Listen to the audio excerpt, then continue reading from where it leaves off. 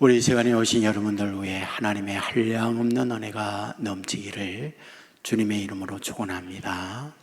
우리 앞뒤 좌우에 있는 분들 따뜻한 사랑의 마음으로 인사를 나눕니다. 주님의 이름으로 사랑하고 축복합니다.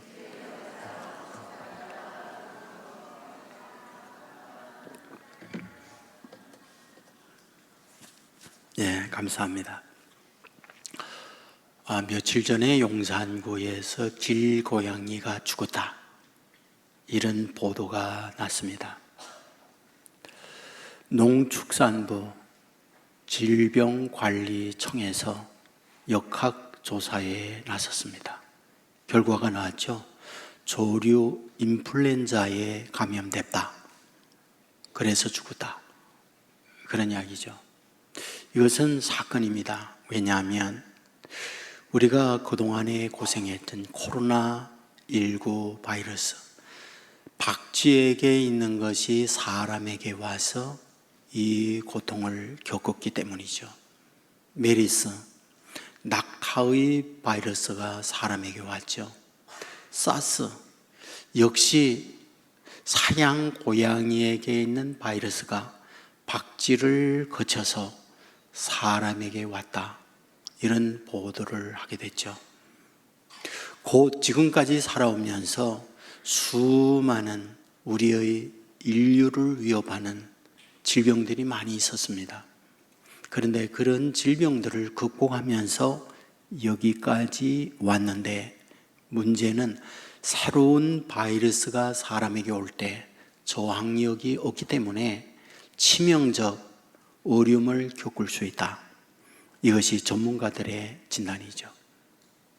그래서 오늘 우리가 많은 현대 발전된 사회 속에서 살지만 실상은 우리 주위에 생명을 노리고 있는 위협들이 너무 많다.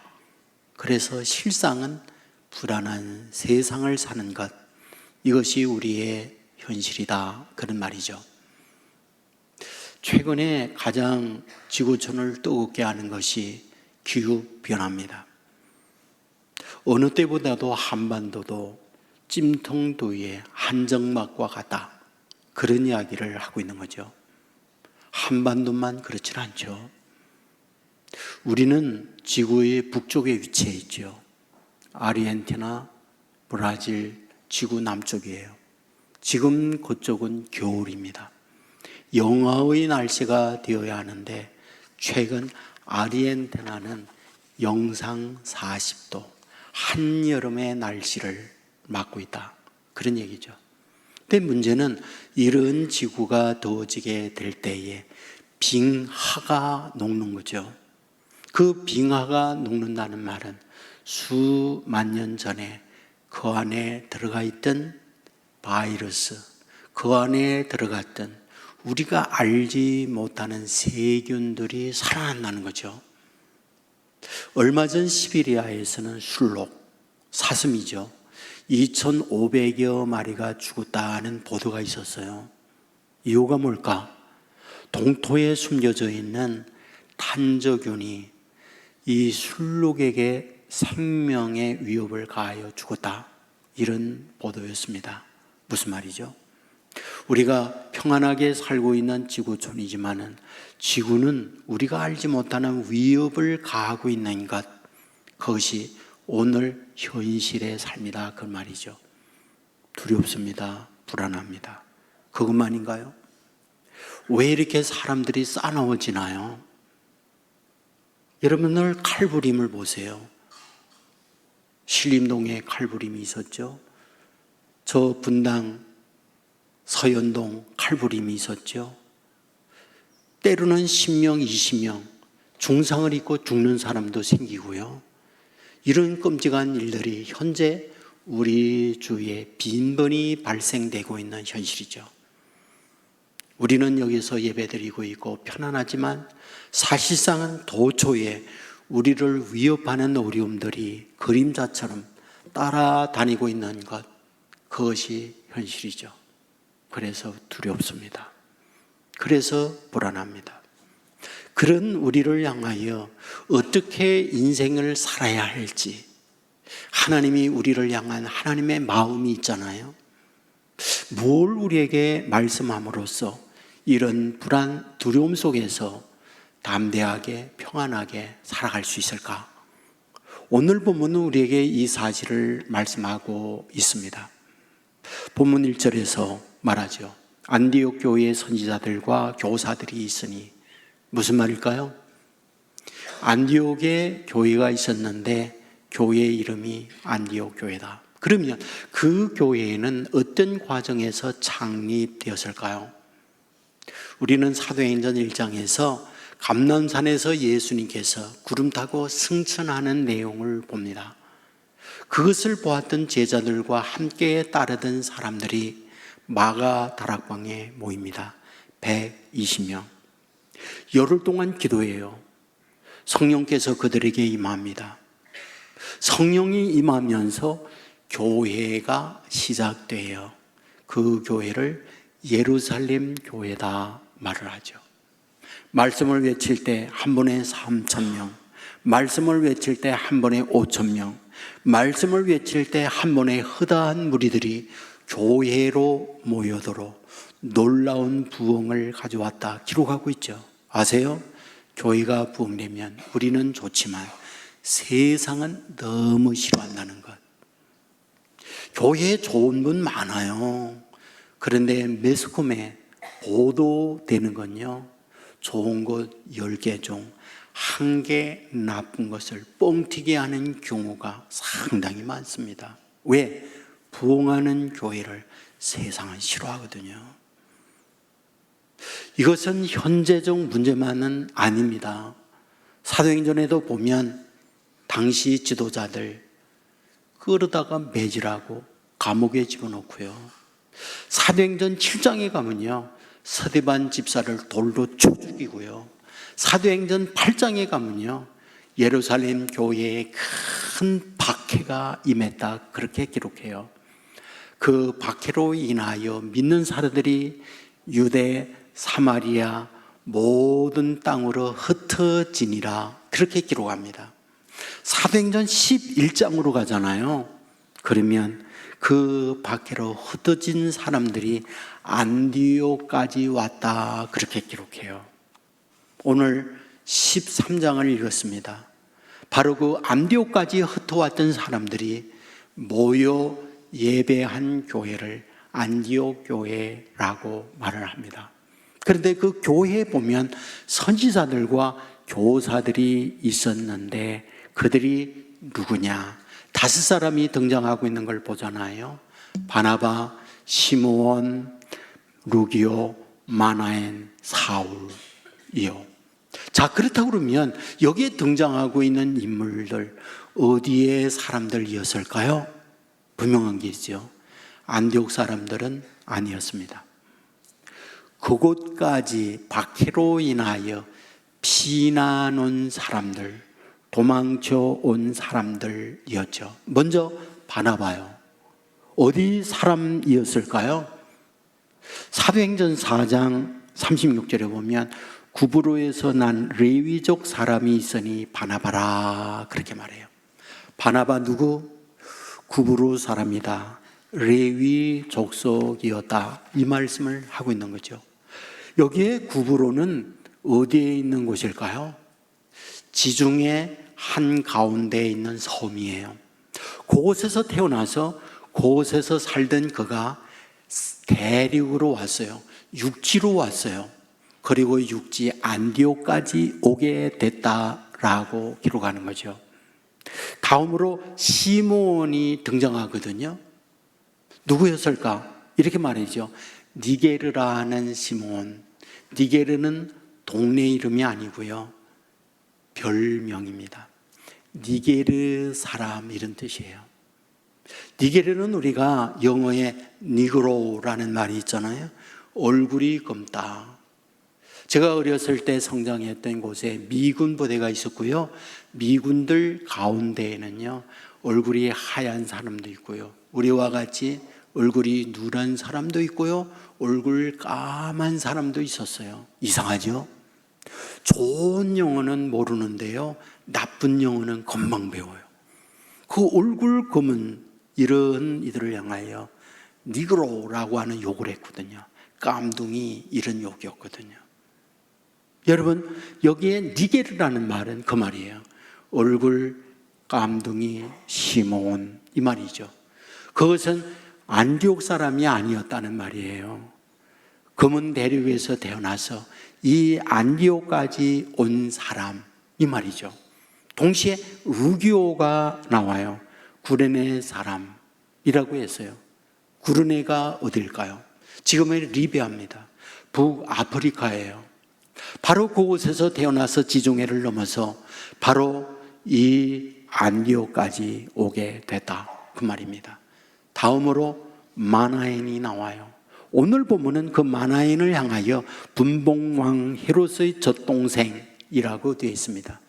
당시 분봉왕 헤롯이 있었는데 헤롯과 아버지가 다른, 어머니가 다른, 누구인지 모르지만 같은 형제, 젖동생으로서 마나엔이 있었다, 이 말을 하고 있는 거거든요. 왕가의 집안이었다. 그런데 왕가의 집안에서 어쩌면 권력 투쟁에서 밀려서 생명의 위협을 느끼고 도망쳐 안디옥까지 오게 된 사람, 그가 마나엔이다, 그 말이 되는 거죠. 마지막 사울이 나와요. 잘 알죠? 바울이요. 그의 고향은 다소입니다. 다소에서 안디옥까지 226km가 떨어져 있습니다. 바로 그도 어떤 연유인지 모르지만 안디옥까지 오게 된 거잖아요. 여기에서 등장하는 인물들을 보면서 무슨 생각입니까? 피부 달라요. 학력 달라요. 그들의 성장 배경이 달라요. 하나가 될 수 없는 그들이 안디옥 교회의 한 공동체가 됐잖아요. 딱 하나죠. 예수 믿는 거. 그것 때문에 한 공동체에 모인 거죠. 우리가 이곳에 모여서 예배드립니다. 고향 달라요.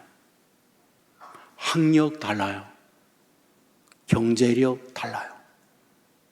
그런데 어찌하여 이 공동체에 하나가 되는 걸까요? 유일하게 하나죠. 예수 믿는 것. 그것이 우리로 하여금 여기에 하나 되도록 만들고 있는 거잖아요. 그런데 여기에 하나가 되어 앉아 있지만 우리에게는 우리의 지난 날이 있죠. 안디옥 교회에 성도들이 있습니다. 그들이 한 공동체에 함께 모여 있습니다. 하지만 어떤가요? 그들이 각각의 지난 날의 과거를 갖고 있는 거죠. 그러면 안디옥까지 그들이 올 때 지난 날의 그들의 삶이란 어떠한 걸까요? 분명한 게 있습니다. 인생길은 평탄대로만 있는 삶은 전혀 없어요. 인생은 춘삼월의 봄날만 있는 삶은 한 명도 존재하지 않아요. 예상 못한 태풍도 만나고요, 이런 더위도 만나고요, 홍수도 만나고요, 어두운 캄캄한 길을 갈 때도 있는 거지요. 앞에서 소개해드리고 있는 5명의 사람들을 보십시오. 얼마나 먼 길입니까? 먼 사람은요 수천 킬로에 걸려서 안디옥에 와 있거든요. 여기까지 오는 인생의 여정 어땠을까요? 분명한 게 있습니다. 얼마나 고단했을까? 때로는 얼마나 생명의 위협을 받았을까? 때로는 얼마나 두려운 일이 그들의 삶을 에워싸기에 도망쳐서 여기까지 왔을까? 그런 얘기죠. 저와 여러분 교회 나올 때에 무슨 옷을 입을까? 그러면서 옷을 골라 입었죠. 그래도 다 머리 빗고 그래도 로션은 바르고 왔잖아요. 우리는 그런 모습으로 다 괜찮게 보여요. 묻습니다. 정말 괜찮나요? 정말 우리에게는 아무 일 없나요? 여러분의 지난 삶의 발자국은 무엇인가요? 눈길도 있잖아요. 진흙탕길도 있었고요. 그때 우렸잖아요. 그때 힘들었잖아요. 우리만이 그런가요? 아니죠. 안디옥 교회에 있는 사람들이 그런 거죠. 성경은 그 사실을 말하고 있지 않지만은 힘들었어요. 그런데 그들을 우리 하나님이 보고 있는 거잖아요. 그들에게 하나님께서 주고 싶은 게 있잖아요. 현재의 교회 안에 있지만, 지난날에 힘든 시간들이 있지만 가야 할 길도 있잖아요. 앞으로 살아가야 할 미래도 있잖아요. 지금 교회에 모여있는 안디옥 교회의 성도들에게 우리 하나님이 뭘 말하고 싶을까? 그들에게 어떤 것을 주고 싶을까? 제일 먼저 오늘 본문에 보면 2절에 이렇게 말하죠. 주를 섬겨 금식할 때에 성령이 이르시되 라고 말하고 있죠.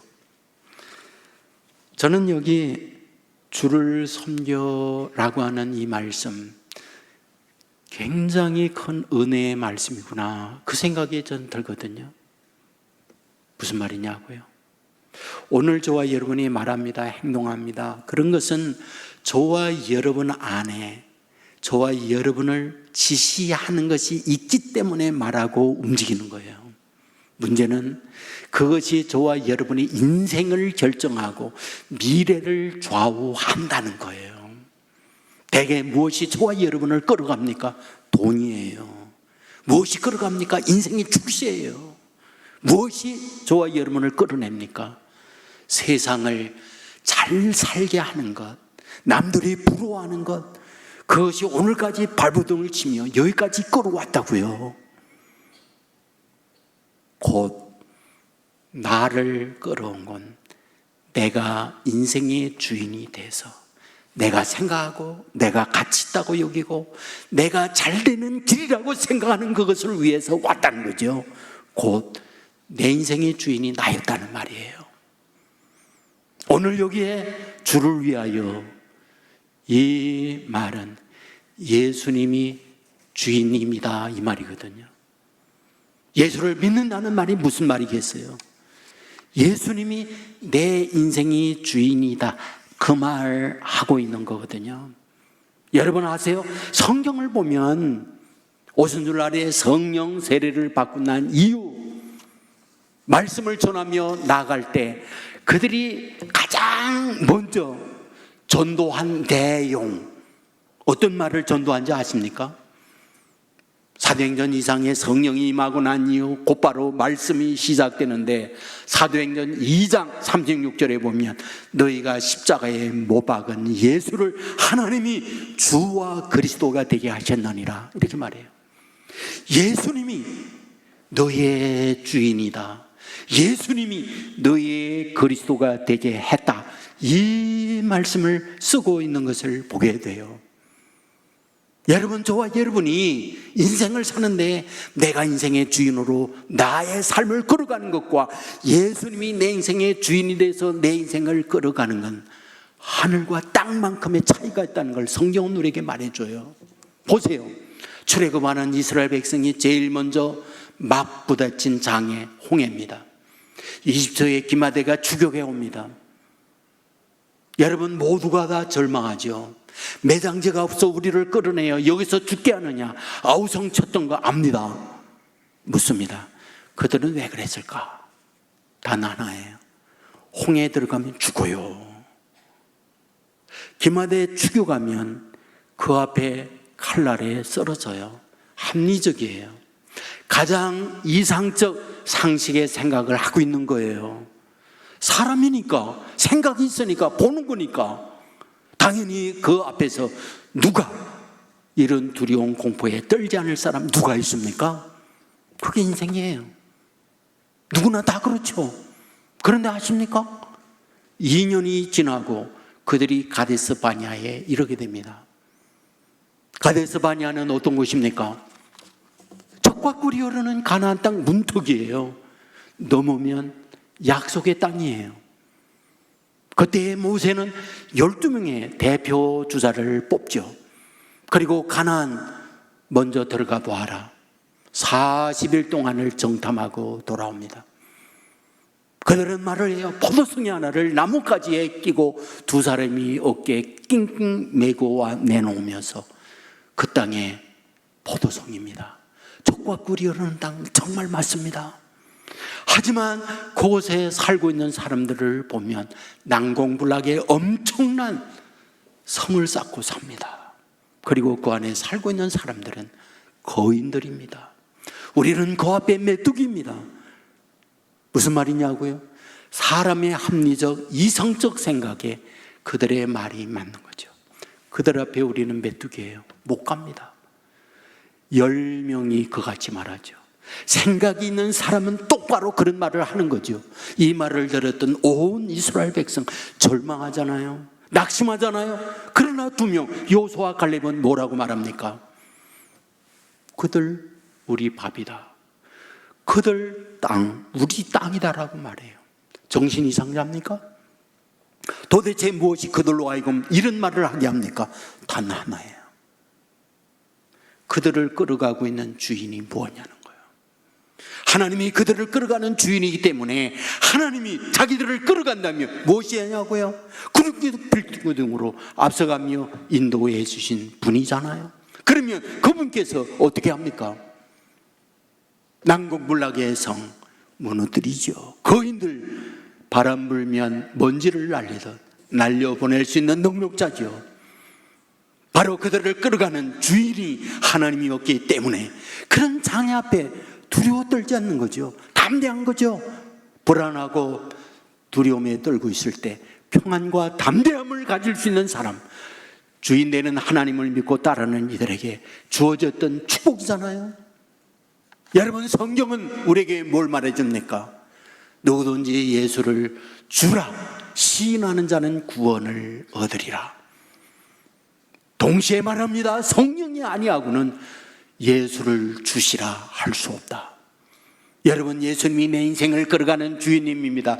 이 고백은 성령께서 너의 마음에 이 마음을 줄 때 가능하다 말씀을 하고 있는 거잖아요. 1981년도에요. 경부선에 열차 충돌 사고가 있었어요. 오래전 얘기입니다. 저는 지금도 그때 기사 기억나거든요. 사진에 대문짝만하게 열차가 찌그러지고 그 아래에 피투성이가 된 한 아기의 엄마가 누워있어요. 피가 낭자하게 흘러요. 그런데 조그만 아기가 피가 낭자하게 흐르는 엄마의 젖을 빨고 있는 사진이 보도가 된 거예요. 나중에 그 어머니는 회복이 됐어요. 그리고 그해 연말에 사진 특종 기자상을 그 사진이 받았거든요. 생각해 보세요. 모두가 두려움 공포에 떨고 있잖아요. 어머님은 정신을 잃고 피가 낭자히 흐르고 있잖아요. 근데 아이는요, 젖을 빨고 있어요. 평안해요. 두려움이 없어요. 엄마가 함께 있는 거예요. 사고 난 엄마와 함께 있다는 그것만 아는 아이는 아무것도 모르죠. 평안해요. 하나님이 누구예요?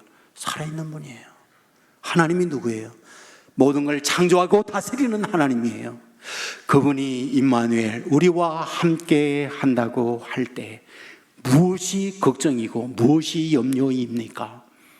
여러분, 이것을 우리에게 말씀하고 있는 거잖아요. 맞습니다. 우리가 예수를 믿고 신앙 안에서 살 때 주어지는 제일 축복, 주님이라고 고백하는 자에게 임마누엘의 축복을 주신다는 거 믿으시기를 바랍니다. 성경은 말해요. 임마누엘로 예수님이 온다. 세상 끝날까지 내가 너희와 항상 함께한다. 너희를 고아와 같이 버려두지 않는다라고 말씀을 해요. 오셔서 함께하는 임마누엘 하나님 어떻게 합니까? 여러분, 이사야 45장 2절에 보면 내가 너보다 앞서가서 험한 곳을 평탄하게 하며 논문을 쳐 부수며 쇠빗장을 끄끄리라. 앞서가시는 임마누엘 되시는 하나님이 그같이 한다. 신명기 1장 33절 그는 너보다 먼저 그 길을 가시며 장막 칠 곳을 찾으시고 밤에는 불로 낮에는 구름으로 너의 갈 길을 지시하시니라. 맞습니다. 예수님을 주인으로 모신 이에게 임마누엘 함께하며 앞서가며 저와 여러분의 인생길 인도하신다. 믿으시기를 주의 이름으로 축원합니다. 다음으로 우리에게 주시는 말씀이 무엇일까요? 이와 같이 예수님이 나의 인생의 주인입니다 라고 하는 것을 우리 주님은 다 아시고 앞날에 더 나은 길로 인도해 주시는 분이라는 걸 가르쳐 줘요. 2절 말씀에 보면 성령이 이르시되 내가 불러시키는 이 일을 위하여 바나바와 사울을 따로 세우라 라고 말해요. 무슨 말이죠? 안디옥 교회에 바나바가 있구나, 사울이 있구나, 성령이 알고 있구나, 그리하여 성령께서 그들에게 가야 할 길을 가르쳐 주고 있구나, 이걸 말씀하고 있는 거잖아요. 온 세계 교회 이 자리에 함께하고 있는 저와 여러분, 우리 주님이 바라보고 아신다는 사실 믿으시기를 주의 이름으로 축원합니다. 여러분, 하나님이 내 인생의 지난 날과 앞날을 아시고 나와 함께 한다는 건 상상할 수 없는 은혜요, 위로요, 축복인 거죠. 욥기 13장 10절 유명한 말씀 잘 알잖아요. 내가 가는 길을 그가 아시나니 나를 단련한 후에 정금같이 나오리라. 너무 잘 아는 유명한 말씀이잖아요. 저는 이 말씀을 보면서 욥기 23장에 기록되어 있다는 것을 관심 있게 보는 거예요. 무슨 말이냐고요? 1장부터 22장까지 있었다는 거예요. 이후에 24장부터 42장까지 앞으로 있다는 거예요. 하나님이 아시나니, 하나님이 아시나니, 지난날 하나님이 알고 앞날도 하나님이 아시나니.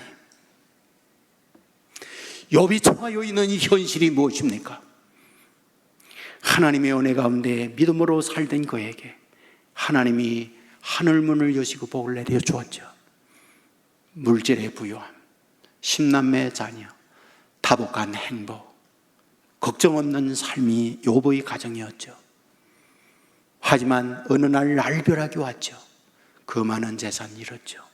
십남매 자녀 태풍에 깔려 세상을 떠났죠. 자신은 난치병에 걸렸죠. 주위에 있는 사람 조롱하고 멸시를 퍼붓죠. 더 기가 막힌 일이 뭔지 아십니까? 믿음으로 사는 자기에게 이런 어려움이 있는데 믿음 없이 망나니로 살고 있는 이웃들, 자기보다 편한 거예요. 자기보다 잘 되는 거예요. 여기에 인생이 무너지는 거잖아요. 욥은 그런 무너진 삶을 욥기 23장까지 살아온 거예요. 그동안에 얼마나 가슴 아픈 억울함, 그리고 화남, 이해할 수 없는 이런 문제 앞에서 소화리를 하면서 한숨을 쉬면서 눈물을 흘리면서 지내왔을까? 그런데 이 마당에 그의 고백은 하나님이 안다는 거예요. 하나님은 아시나니. 그리고 앞날 어떻게 될지 자긴 모르죠. 하나님은 아시나니. 위로인 거죠. 그리고 말하는 거죠. 나를 정금같이 나오게 하리라. 이것이 그의 고백인 거예요. 하나님을 알고 있기 때문에 어려운 고난 앞에서, 낙심되는 절망의 환경 앞에서 하나님은 지금 나를 단련한다. 그리고 정금같이 나오게 하는 하나님의 계획이 있다라고 고백하고 있는 거잖아요. 안디옥 교회의 성도들, 지금까지 온 거 하나님이 알죠. 앞으로 가야 할 길 알죠. 이것을 오늘 본문은 우리에게 말씀하고 있는 거잖아요. 어쩌면 지금까지 경험하면서 힘들었어요. 하나님, 고단한 삶을 살았습니다. 전도 여지없어 손들고 여기 주님을 믿기 위하여 왔사오니 박대하지 말고 받아주십시오 라고 하는 심령이 지금 도망치고 안디옥까지 모인 성도들이 갖고 있는 그들의 심정이 아니었을까, 그런 생각을 갖는 거잖아요. 여러분, 예수님께서 오셔서 말씀하실 때 하신 말씀 기억하잖아요. 가장 작은 소자에게 냉수 한 그릇이라도 주면 하늘에서 선지자의 상을 잃지 않는다. 여기에 작은 소자가 누구입니까? 세상에 관심 없는 무능한 사람이에요. 아무도 그에게 관심 갖지 않는 그런데 그에게 냉수 한 그릇을 줍니다. 가장 작은 그것을 돕는데 그것마저라도 하나님이 바라보고 선지자의 상을 잃지 않도록 내려준다 말씀하고 있는 거잖아요. 모든 걸 하나님은 눈여겨보시고 그에 따른 하나님의 보상을 준다는 걸 우리에게 말씀하고 있지 않아요? 맞습니다. 저와 여러분이 예수님을 주님으로 모시고 살아가게 될 때 주님은 우리에게 임마누엘 하여 함께하겠다는 거예요.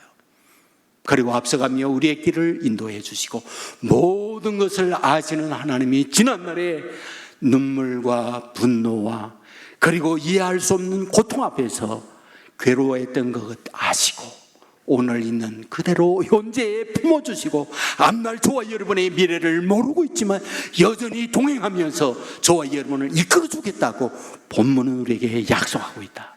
이 사실을 믿으시기를 주의 이름으로 축원합니다. 이 상제 교수님이 계십니다. 이분은 7살 때 교통사고로 시력을 잃습니다.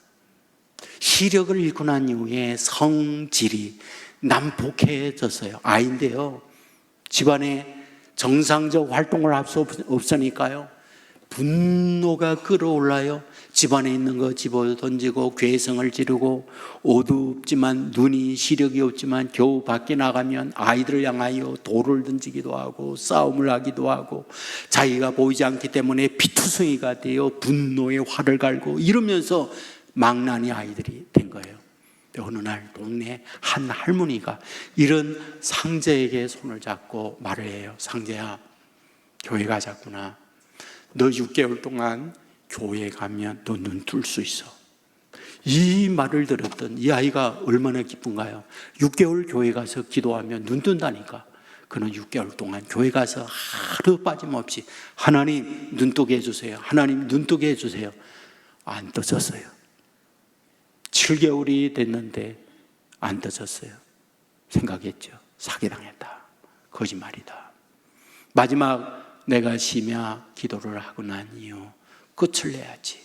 그날 금요 심야 기도 날, 이제 목사님 말씀을 듣고 찬양하고 합심 기도를 하는데 하나님이 상제에게 찾아왔어요. 아들아. 그리고 말을 해요. 내가 너 알아. 딱 한마디예요. 내가 너 알아. 참 힘들었잖아요. 원하지 않는 사고로 시력을 잃고요.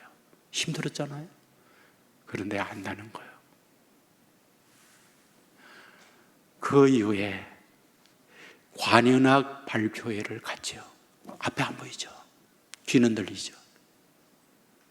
악기 소리가 나는데 유난히 자기의 가슴을 울리는 악기 소리가 있어요. 물어봤죠. 저 소리 무슨 악기냐? 얘기했죠. 클라리넷 악기다. 그 클라리넷 악기 소리를 들으면서 그는 치유, 하나님의 자기를 감싸줌, 이런 걸 느낀 거예요. 클라리넷을 배웠어요. 중앙대 음대 들어갔어요. 수석으로 졸업했어요. 피바디 세계적인 대학에서 박사학위를 받았어요. 추수감사주일 때예요. 교회 가서 목사님이 특주를 하라고 했죠. 그는 괴로울 때 주님을 바라보라, 이 찬양을 클라리넷으로 연주했어요. 그리고 난 이후에 앉아 목사님의 설교가 시작됩니다. 근데 갑자기 귀가 멍한 거예요. 아무 소리도 들리잖아요. 그런데 이게 웬일이죠? 7살 때 교통사고 나던 그때의 소리가 들리는 거예요. 자동차가 왕 달려오다가 자기를 보고 급브레이크를 밟으면서 차가 바닥에 밀리는 끽 하는 소리가 들리는 거예요. 7살 때의 그 상황 재현이 되는 거예요. 그리고 쓰러진 거 크게 들리는 거예요. 그때에 하나님의 음성이 들립니다. 상제야, 나는 한 번도 너를 떠난 적 없구나. 여기까지 항상 너와 동행했구나. 너 힘들게 살아왔지. 나는 알아. 내가 얼마나 여기까지 왔는지 나는 알아. 그 음성을 듣는데 예배 시간에 통곡하면서 울었다는 거예요. 자기를, 세상은 시각장애인이요, 힘들게 왔잖아요. 그런데 하나님은 자기와 동행해 주었고 여기까지 나를 인도하여 박사학위도 되고 교수가 되도록 이끌어 준 것, 함께하는 하나님이 이끌어 주었구나, 그 간증을 하는 거예요. 여러분, 그분에게만 하나님이 함께합니까? 주님을 의지하고 살아가는 저와 여러분에게 동일한 은혜를 내려주는 거잖아요. 우리가 좋아하는, 내 이름 아시죠? 찬양 있잖아요. 토미 워크라고 하는 분이 작사 작곡을 했어요. 이분은 미국의 유명한 찬양 사역자거든요. 찬양 정도 집회를 필리핀 한 고아원에서 하게 됐거든요. 그런데 한 아이가 오더니 이렇게 얘기해요. 저는요, 이름이 제리예요. 저는요, 이름이 제리예요. 이 얘기했어요. 그래서 얘기하죠. 나는 톰이란다. 또 만났거든요. 제 이름 누군지 아세요? 아, 제리지. 네, 제리예요. 또 만났어요. 제 이름 누군지 아세요? 아, 제리지. 토미는 생각하는 거죠. 얘는 왜 이렇게 만날 때마다 자기 이름을 묻는 거지? 그렇구나, 고하구나. 아버지 엄마가 없지. 누구도 자기의 이름을 부르주는 사람, 관심을 갖는 사람이 없는 거야. 그러니까 자기를 알아달라는 거지. 그 마음이 밀려오는 거예요. 그리고는 자기 어렸을 때 자기 생각이 떠오르는 거예요. 가난한 집의 아들로 태어나서 능력 없고 실력 없기에 사람들에게 대우하지 못하고 경쟁에서 뒤처져서 힘들어하고 있던 자기, 관심이 없죠. 무능하니까. 근데 어느 날 하나님께서 자기에게 와서 말씀했던 게 기억해요. 내가 너 안다. 그리고 내 이름을 내 손바닥에 새겨있다. 그 말씀을 들은 거예요. 아, 제리가 나와 같은 마음이구나. 그리하여 그 제리를 붙들고 얘기했어요. 제리야, 내가 너를 아는 것 이상으로 하나님이 너를 안단다. 하나님이 너를 기억하고 있어. 이걸 잊지 마. 그리고는 그때에 또 오른 영감을 가지고 찬송, 찬양 가사를 쓴 거잖아요. 나를 지으신 주님, 내 안에 계셔. 처음부터 내 삶은 그의 손에 있었죠. 내 이름 아시죠?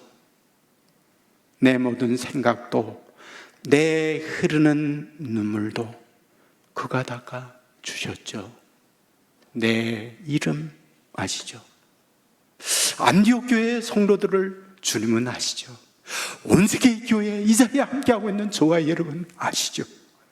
어떻게 살아왔는지, 앞으로 어떻게 살아갈지.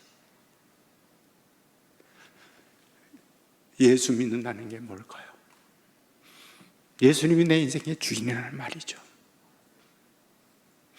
내가 내 인생을 끌어오는 삶이 아니에요. 예수님이 내 인생을 끌어가요. 주님께 내 인생을 맡겨드립니다. 그때 임마누엘이에요. 아시는 주님이 앞서가면서 저와 여러분을 더 나은 내일로, 더 나은 미래로 이끌어 가세요. 믿으세요. 믿는 대로 됩니다.